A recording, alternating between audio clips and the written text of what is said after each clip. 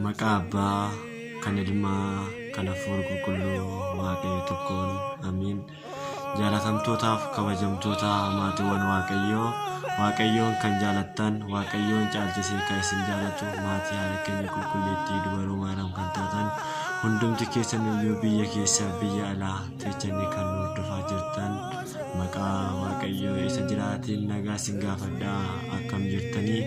Akkam sa'aatii kana geessanii Waaqayyoon Gooftaa keenya Yesuus Kiristoos eegee tiksee akka badii keenya akka baay'inaan meenya keenya osoo ilaalle kan yeroo kaan nu maqaasee kan kabajamee fi kan ulfaate nuuf haa ta'u, kan kabajamee fi kan ulfaate nuuf haa ta'u. Maqaan haadha keenya qulqulleettii dubaroo Maariyaamiittis kan kabajamee fi kan ulfaate nuuf haa taatu. Maqaa isaanii biraa hin hafaniitii, maqaa isaanii waamanii biraa hin hafaniitii, eegguun isaaniitiin kan irraan baan ergamoo toloota Waaqayyo akka Waaqa isaan eebbisetti maqaan isaanii kan kabajamee fi kan ulfaate nuuf haa ta'u. Baga ayyaana cuuphaa kan bara 2018 isin ga'e isiniin jechuun barbaada. Ayyaanni kun ayyaana badhaadhinaa, ayyaana milkii, ayyaana quufaa, ayyaana itti yaadannoo Gooftaa keenya itti yaadannee dhiiga ifuu Waaqayyotti fudhannee mootummaa isaa keessa jiraannu nuuf haa ta'u. Ayyaana gaarii isiniif haa ta'u. Kanatti aansee warroonni ayyaana kana biyya keessa biyya alaa teechanii kabajaa jirtan ayyaana milkii isiniif haa ta'u isiniin jedha. Kanatti aansuudhaan waa'ee ayyaana cuuphaa kana ilaalchisee barumsa gabaabaa akka wajjin ilaallaa. Garuu san duratti warri keessa jirtan hundumti keessanuu viidiyoo kana gadhumaatti ilaalaa xumuraa laayikii fi sheer gochuu hin dagatina. Warri addisii yaada dhuftan immoo sabiskiraayib gochuudhaan maatii keenya dabalamaa waa'ee amantaa keenya wajjin ilaallaa. Isiniin jira irra deebi'ee baga isiniin gahee akkama dureetti fudhannee kan wajjin guyyaa har'aaf barannu Wangeela Yohaannis boqonnaa 3 lakkoofsa irratti akka jedhee Waaqayyoon dubbatee ture.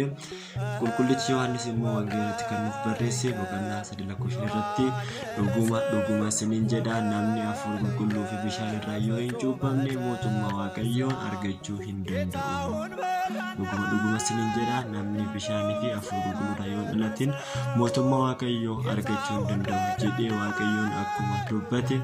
Kanaafuu namni hafuura qulqulluu fi bishaan irraa lammeessa yoo hin dhalatin, kanaafuu hafuura qulqulluu sana yoo hin arganne ta'e mootummaa Waaqayyoo argachuu hin danda'u jedhee Waaqayyoon akkuma dubbate isaan nu barsiisuudhaaf Gooftaan keenya Yesuus Kiristoos ayyaana cuuphaa kanaan wal qabatee Gooftaan keenya Yesuus Kiristoos maaf cuuphame, cuuphaan maaf isa barbaachise, waggaa 30tti maaf cuuphame kan jedhu gaggabaabsinee wajjin ilaalaa deemna waan ta'eef kanaaf hundumti keessaniyyuu hanga dhumaatti nu hordofaa jedheen maqaa Waaqayyootiin isin gaafadhaa. Gooftaan keenya Yesuus Kiristoos maaliif cuuphame?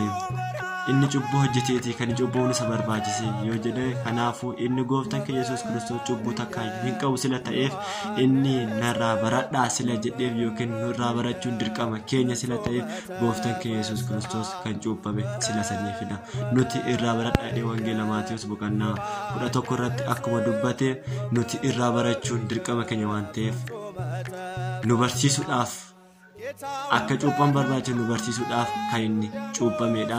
Deebi'ee immoo raajii dubbatame xumuruudhaaf yookiin raajonni dubbachaa ture san xumuruudhaaf Gooftaan keenya Yesuus Kiristoos kan cuuphame malee cubbuu qabaatatee miti, cubbuu isaatti miti, cubbuu keenyaaf jedheeti waan ta'eef kanaafuu isa saniifidha. Raajiin raajameessi faaruu Daawit boqonnaa 76 yookiin 77 lakkoofsa 16 irratti akkasumas faaruu Daawit boqonnaa 113 yookiin 114 lakkoofsa 3 hanga 8 irratti dubbisuu dandeechanii lagni Yordaanosii Waaqayyoon ni argite. Waaqayyoon argite booddattis immoo duwwatti ni deebite, sodaatteetoo duwwatti ni kaatte yookiin ni duwwatti isheetti ni deebite jedhee kan dubbate sanii raajiin dubbatame sun xumurachuu dirqama isaa waan ta'eef kanaafuu Gooftaan keenya Yesuus Kiristoos gara laga Yordaanosiin deeme.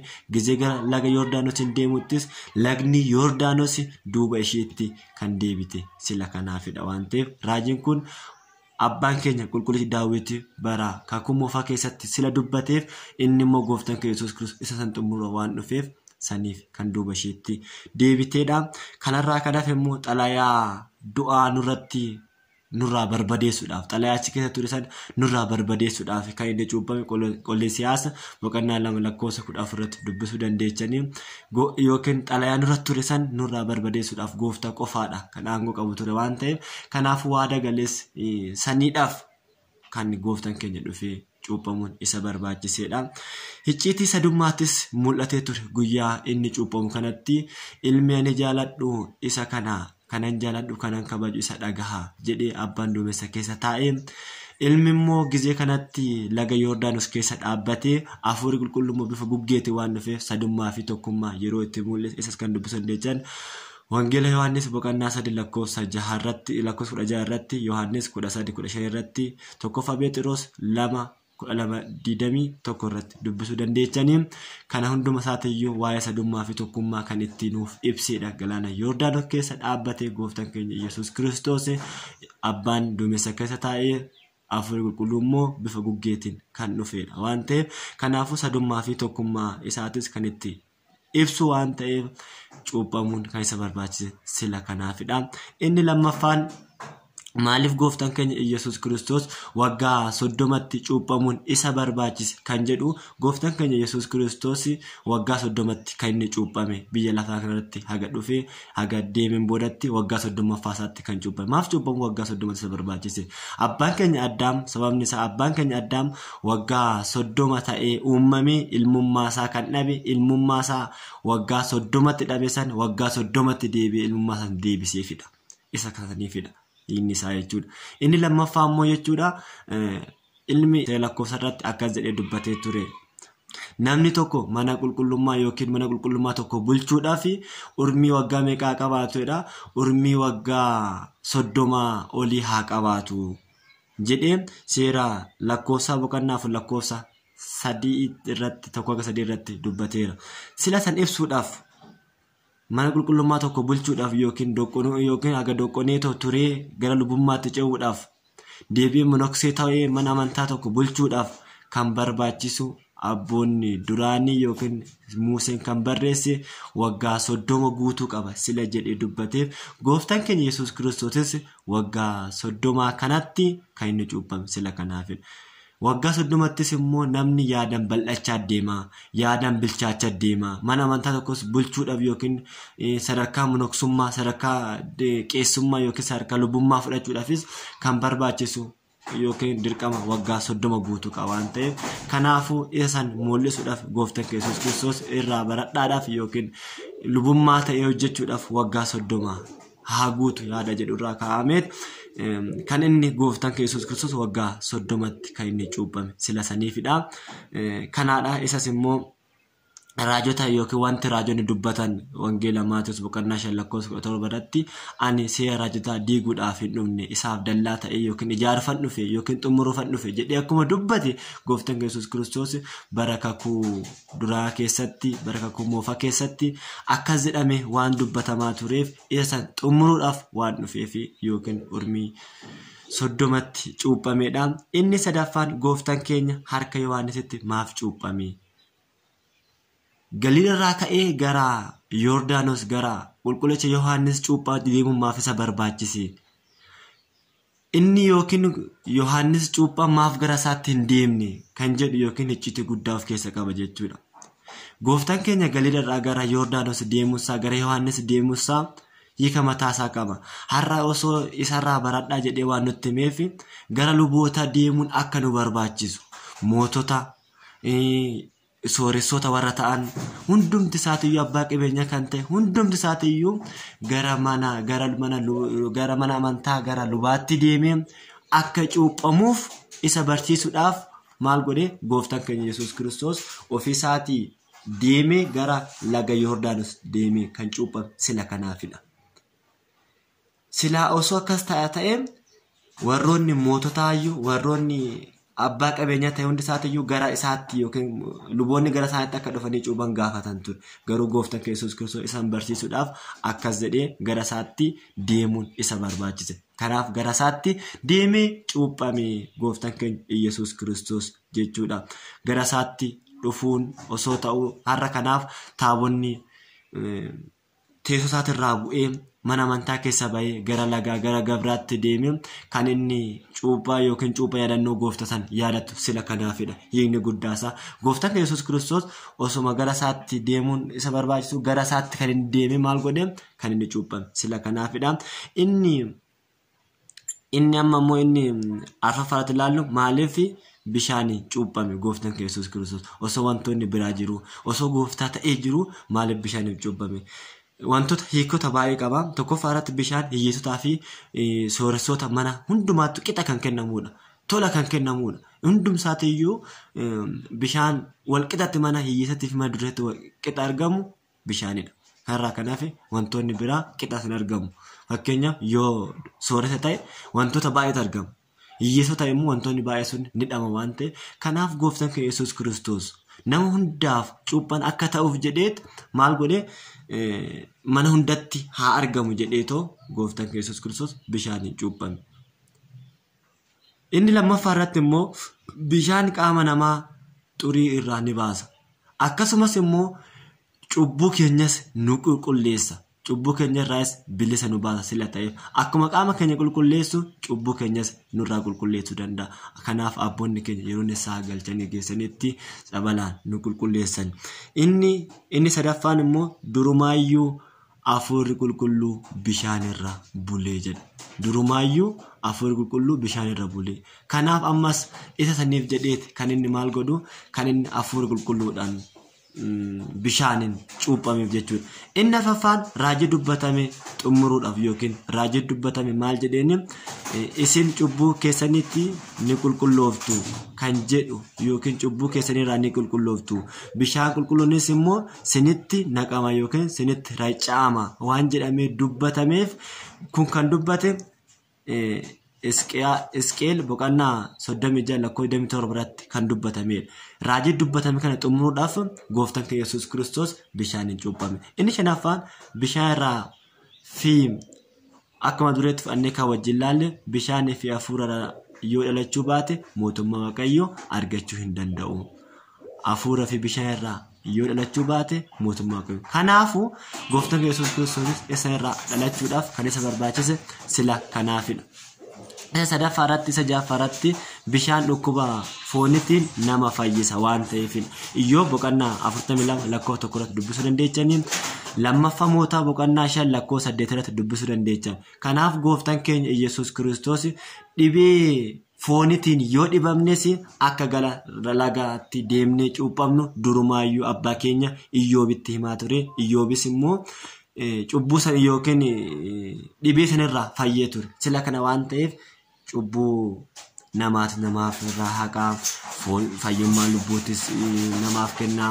Yoo fayyummaa lubbuu jennu immoo Waaqayyo wajjin jiraachuudhaaf Waaqayyo wajjin tokko ta'anii jiraachuudhaaf yoo bishaan irraa fi hafuura qulqulluu hin dhalanne ta'e mootummaa Waaqayyoon argatta waan jedheef jechuudha. Fayyummaa foonittis ittiin arganna. Kanaaf kana hundaaf jedheef gooftaan keenya Yesuus Kiristoos bishaan irraa dhalachuun isa bishaan irraa bishaaniin cuuphamuun isa barbaachiseedha.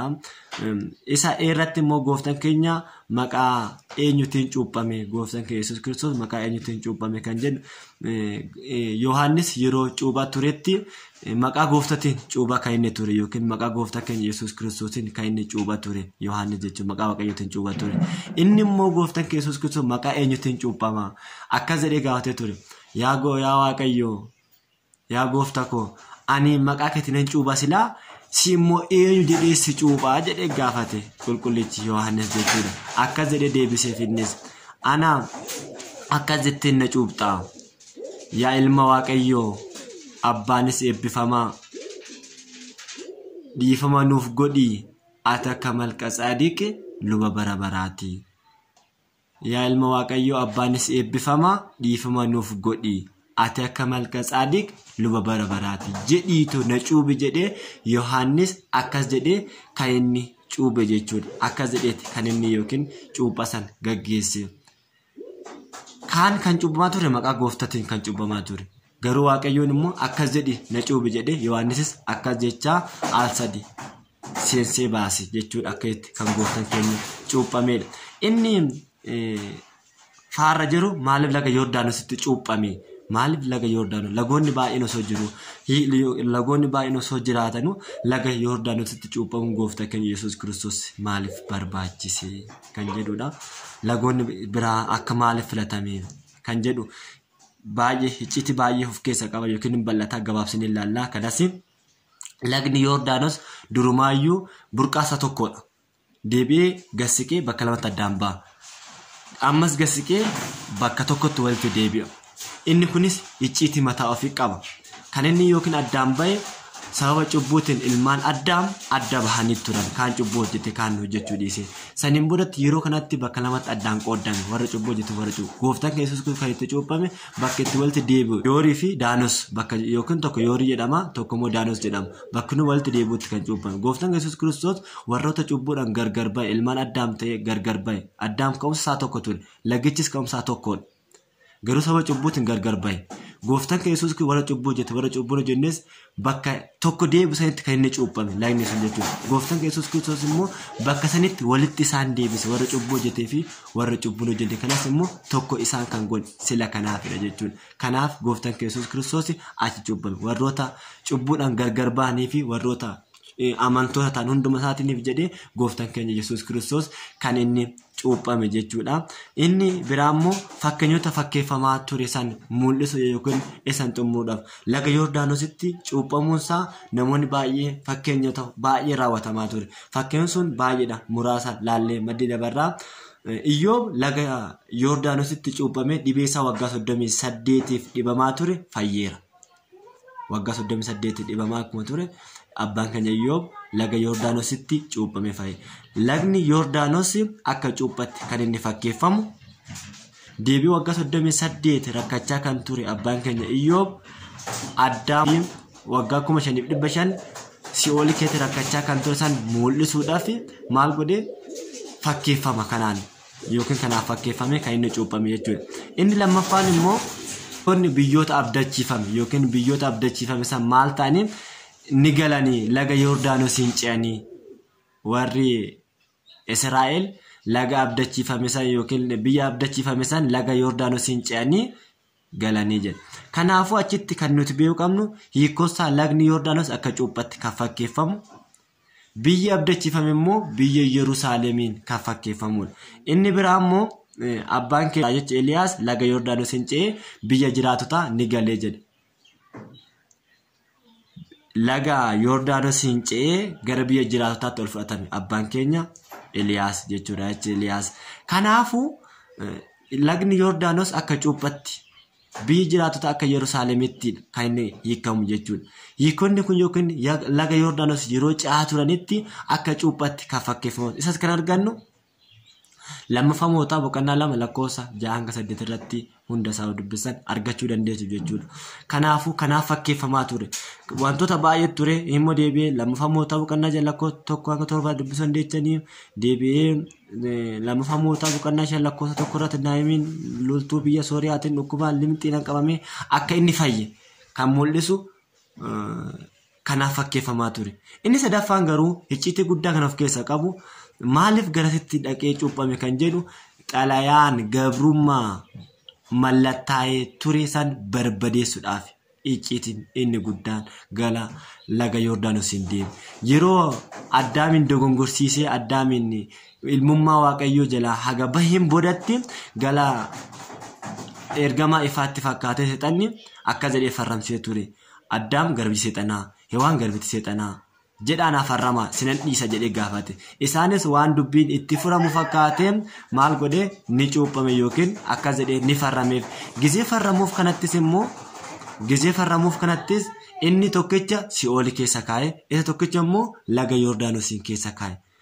Gooftaan keenya Yesuus Kiristoos laga Yordaanosiin deemee kan inni barbadeesse miila isaatiin guyyaa cuuphaa kanaatidha.